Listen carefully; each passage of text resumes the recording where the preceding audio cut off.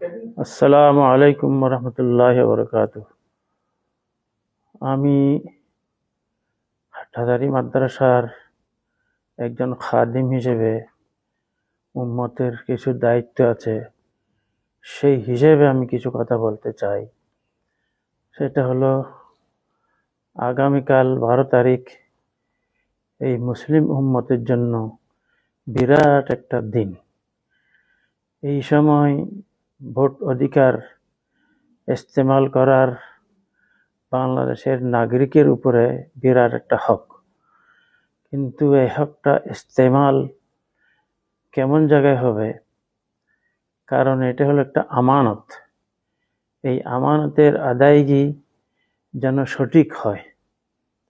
আর একটা কথা আছে, ইদা কানাল গুরাব দালিল কওমিন সাইয়াহদিহিম ইলা দারিল ভাওয়ারি। কওমের রাহবার যদি কাক হয় তখন হালাকতের দিকে নিয়ে যাবে। এই জন্য আমাদের মুসলমানদের ইমানি দায়িত্ব হলো এমন মানুষকে আমরা সংসদে পৌঁছানোর চেষ্টা করব যেটা আমানতদার, দিনদার, পরহেজগার, আদিল হয়। এই জন্য প্রত্যেক মানুষ ভালো মানুষকেই ভোট দিয়ে সংসদে পৌঁছানোর চেষ্টা করবেন, সেটা ভালো হবে।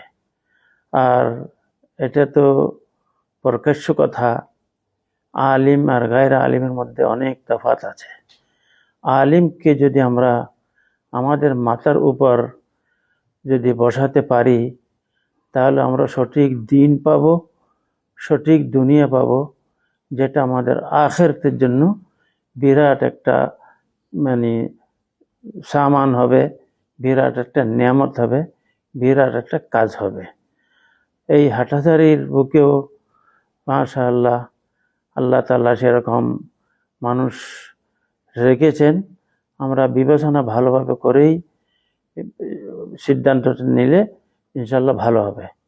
আল্লাহ তাআলা আমাদের সবাইকে কামিয়াব করুক।